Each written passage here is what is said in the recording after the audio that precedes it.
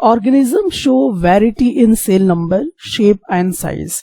अब देखिए जो भी ऑर्गेनिज्म होते हैं, ऑर्गेनिज्म कहने का मतलब है कि हो सकता है कि वो आपका ट्री हो यानी प्लांट्स वगैरह हो सकता है, या फिर ह्यूमन यानी कि एनिमल्स हो सकता है, ठीक है। तो जो भी आपके ऑर्गेनिज्म है उनके अंदर जो सेल होती हैं, तो सेल का जो नंबर होता है यानी कि वो सिंगल सेल से बना है या मल्टी सेलुलर ऑर्गेनिज्म है, किस टाइप का है वो हम लोग यहाँ पे देखेंगे। फिर सेल का शेप कैसा होता है, यानी कि गोला होता है कि लंबा होता है कि ट्रायंगल शेप का होता है कि स्क्वायर शेप का होता है, ये सब समझना पड़ेगा। प्लस साइज यानी सेल का साइज कैसा होता है वो भी हम लोग यहाँ पे देखेंगे। तो सबसे पहले हम लोग यहाँ पर अभी जो देखने वाले हैं that is number of cells. तो देखिए अब नंबर ऑफ सेल्स कहने का मतलब क्या होता है कि कुछ जो ऑर्गेनिज्म होते हैं वो बहुत सारी सेल से बने होते हैं, ठीक है, उसको मल्टी सेलुलर कहा करते हैं। तो जो organism more than one cell यानी एक सेल से ज्यादा सेल से बने होते हैं तो उसको मल्टी सेलुलर ऑर्गेनिज्म कहा करते हैं। जैसे एग्जाम्पल के तौर पे आप यहाँ पे देख सकते हैं, जैसे चींटी आपको दिखाई देगा, ठीक है, आपको यहाँ पर आप देख सकते हैं किस तरह से इंसेक्ट आपको दिखाई दे रहा है, आपको मछली दिखाई दे रहा है। तो ये एक सेल से नहीं बना हुआ है, एक से ज्यादा सेल से बना हुआ है, तो ये मल्टी सेलुलर ऑर्गेनिज्म हो गया। उसी तरह से पेड़ यहाँ पे आप देख रहे हैं, उसी प्रकार से ह्यूमन बॉडी आप देख रहे हैं, तो ये एक सेल से नहीं बना हुआ है, ये भी बहुत सारे सेल से बना हुआ है, ठीक है। तो इसीलिए ये भी क्या होगा, मल्टी सेलुलर ऑर्गेनिज्म के रूप में दिखाई देगा। उसी प्रकार से फ्लावर भी एक सेल से नहीं बना हुआ है। उसी तरह से ये खोखड़ी आप देख रहे हैं, तो ये भी एक सेल से नहीं बना हुआ है, ये भी बहुत सारी सेल से बना हुआ है, और इसको हम लोग क्या कहते हैं, मल्टी सेलुलर ऑर्गेनिज्म कहा करते हैं। तो ये हो गया मल्टी सेलुलर ऑर्गेनिज्म। ओके, चलिए अब हम लोग देखते हैं नेक्स्ट, दैट इज जो सिंगल सेल से बने होते हैं।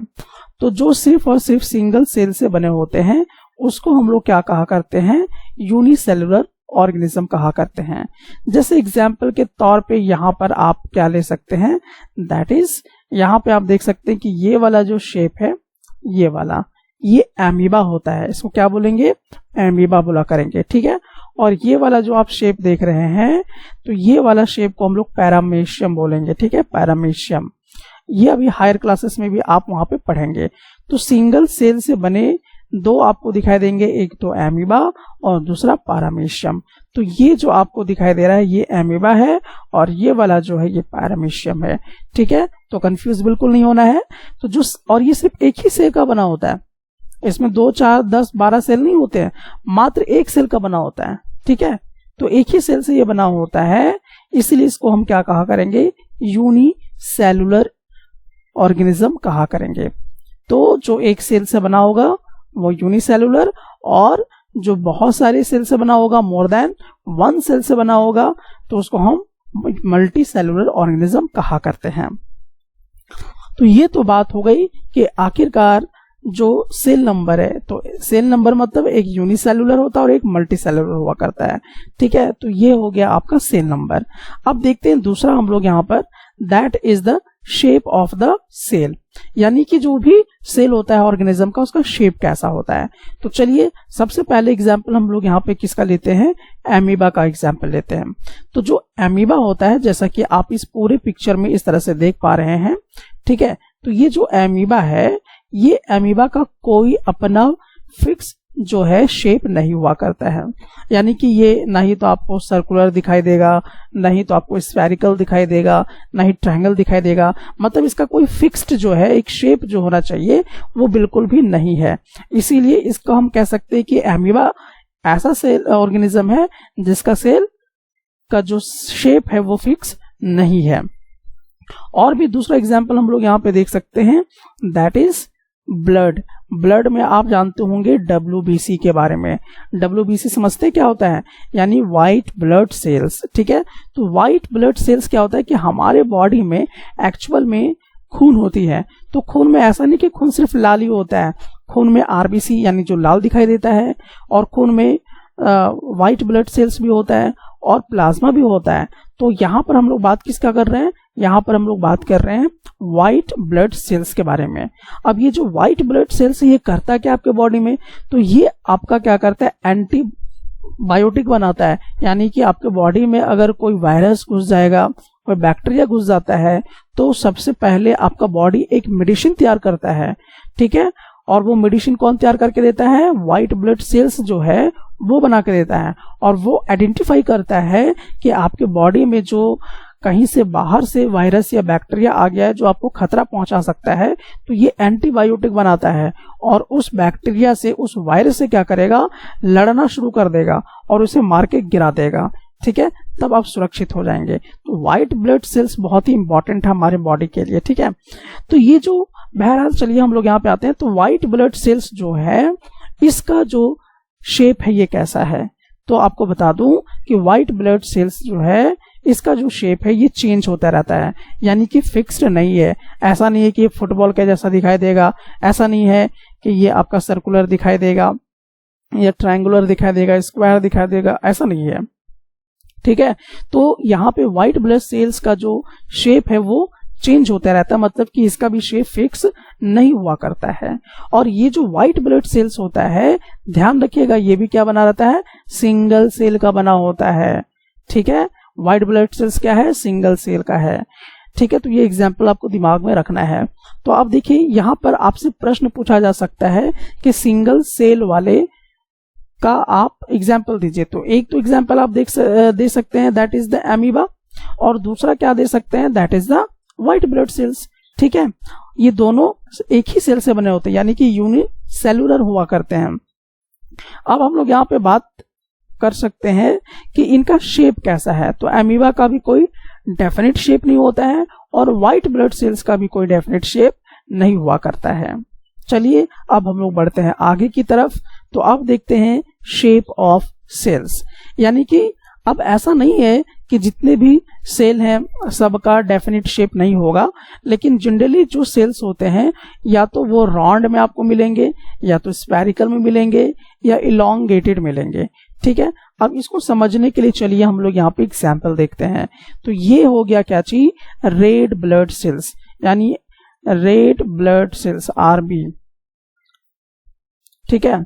रेड ब्लड सेल्स को हम लोग बोलते हैं, आरबीसी बोला करेंगे, ठीक है। तो रेड ब्लड सेल्स, ये रेड दिखाई देता है। तो रेड क्यों दिखाई देता है? इसी में हेमोग्लोबिन हुआ करता है, ठीक है, जिसके कारण से ये रेड दिखाई देता है। साथ ही साथ क्या होगा कि इसी में ऑक्सीजन जो है कैरी करता रहता है, यानी कि जो O2 आपको मिलता रहता है वो किसके वजह से मिलता है? रेड ब्लड सेल्स की वजह से मिलता है। इसलिए जब खून की कमी होने लगती है, कहीं आपका एक्सीडेंट हो गया और खून बहने लगा, तो ये आरबीसी जो है ये जब निकलना शुरू करता है तो ऑक्सीजन के लेवल भी आपका बॉडी में घटने लगेगा। तो ये जो आरबीसी है ये क्या हुआ करता है? तो ये आरबीसी मतलब रेड ब्लड सेल्स है। और रेड क्यों दिखाई दे रहा है? हेमोग्लोबिन की वजह से दिखाई दे रहा है। और ये जो हेमोग्लोबिन है, मतलब कि जो रेड है, ये क्या कैरी करता है अपने साथ? ऑक्सीजन को कैरी करता है, जिससे आपको सांस मिलती है। लेकिन ये भी सेल का बना होता है, ठीक है, मतलब छोटे छोटे सेल होते हैं जिसको आप देख नहीं सकते। लाल कलर तो देख सकते हैं, लेकिन ये जो आरबीसी है इसको आप खुली हुई आंखों से नहीं देख सकते हैं, लेकिन उसका जो शेप है वो इस तरह से आप देख सकते हैं कि स्फेरिकल शेप है। कैसा है? स्फेरिकल शेप है। स्फेरिकल शेप कहने का मतलब समझ रहे हैं? जैसे लड्डू का शेप होता है, फुटबॉल का शेप होता है, बॉल का शेप होता है, ठीक है। तो इसी तरह से ये भी स्फेरिकल हुआ करता है। तो रेड ब्लड सेल्स कैसे होंगे? स्फेरिकल हुआ करेंगे। अब चलिए इस वाले को देखते हैं। ये भी आपका सेल है, इसको ये नहीं समझ जाएगा कि कहीं का झुर्री वगैरह है, ऐसा नहीं है, ये भी सेल है, ठीक है। तो ये जो सेल है यहाँ पे देखिए आगे में पॉइंटेड है और पीछे में इस तरह से पॉइंटेड है, ठीक है। तो ये भी एक तरह का सेल है, लेकिन ये कौन सा सेल्स है? मसल्स वाला सेल्स है, ठीक है। मसल्स, आपके बॉडी, आपके मसल्स जो है उसमें इस तरह का शेप वाला सेल पाया जाता है, ठीक है। तो इस वाले शेप को हम लोग क्या बोला करेंगे? स्पैंडल शेप बोला करेंगे। क्या बोलेंगे इसको? स्पैंडल शेप, ठीक है। ओके, अब चलिए हम लोग आते हैं इस वाला में। आप इसमें सोच रहे होंगे ये झाड़ी क्या दिखाई दे रहा है? तो एक्चुअली ये क्या है? ये नर्व सेल्स है, ठीक है। क्या बोलेंगे इसको? Nerve cells. और ये काफी लंबा ब्रांच वाला दिखाई देता है, ठीक है। तो ये नर्व सिस्टम हमारा है, जो आगे भी आप जानेंगे। तो एक इस तरह का शेप का पाया जाता है। तो जनरली आप समझ चुके होंगे कि जो भी सेल है उसका जो शेप होता है जनरली राउंड, स्फेरिकल या इलोंगेटेड जो है वो हुआ करता है। अब आपके मन में ये सवाल आ रहा होगा, सवाल क्या आ रहा है? अब उसको भी थोड़ा सा हम लोग देख लेते हैं। दैट इज, सवाल ये है कि जो भी हमारे पास सेल है उस सेल का जो साइज वो क्या हो सकता है। तो देखिए जो भी हमारे पास सेल होते हैं तो सेल जो है ना बहुत ही स्मॉलेस्ट हुआ करता है। कितना स्मॉलेस्ट होगा, तो that is the 0.1 to 0.5 micrometre में हुआ करता है। यानी इतना छोटा होता है कि आप इसको खुली हुई आंखों से बिल्कुल भी देख नहीं पाएंगे। ठीक है, तो सेल का यहाँ पे साइज बहुत बहुत बहुत छोटा होता है। ठीक है, और ये बैक्टीरिया में आपको दिखाई देगा। ठीक है, और लार्जेस्ट से लार्जेस्ट यानी कितना से कितना बड़ा अगर हम लोग बात करते हैं तो ये देखिए 170 mm से लेकर 130 mm तक सेल का साइज हो सकता है। और ये आपको ऑस्ट्रिच जो है ना, ऑस्ट्रिच उसके अंडे में दिखाई देगा। ठीक है, तो यहाँ पर आपको ये चीज समझ में आनी चाहिए कि आखिरकार जो सेल है उसका साइज कितना से कितना छोटा हो सकता है और कितना से कितना बड़ा हो सकता है। चलिए बहरहाल यहाँ पे थोड़ा सा देखते हैं ये अंडे के विषय में। तो अंडे का ये जो पिल्ला वाला पार्ट आपको दिखाई दे रहा है, इस पिल्ले वाले पार्ट को हम लोग यॉल्क कहते हैं, जो सिंगल सेल का बना होता है। ठीक है, और यहाँ पे जो आप देख रहे हैं व्हाइट वाला पार्ट, जो अंडा बॉईल करते हैं ना, तो व्हाइट और पीला पार्ट आपको दिखाई देता है। तो ये जो आप व्हाइट वाला पार्ट देखते हैं तो इसको हम बायोलॉजिकल टर्म में क्या बोला करेंगे, दैट इज अल्बुमिन कहा करेंगे। ठीक है, लेकिन ये जो पिल्ला पार्ट आपको दिखाई दे रहा है, ये पिल्ला पार्ट क्या होता है, यॉल्क होता है। तो अंडे का जो ये पिल्ला पार्ट है जिसको आप बिना किसी माइक्रोस्कोप के, बिना किसी मैग्नीफाइंग डिवाइस के आप इसको देख सकते हैं, इसको हम लोग क्या कहते हैं, यॉल्क कहा करते हैं। सो बहरहाल आप यहाँ तक समझ चुके होंगे कि आखिरकार जो भी सेल होता है उसकी साइज क्या होती है, उसकी शेप क्या होता है, और वो कितना छोटा कितना बड़ा हो सकता है, ये भी यहाँ पर आप समझ चुके होंगे।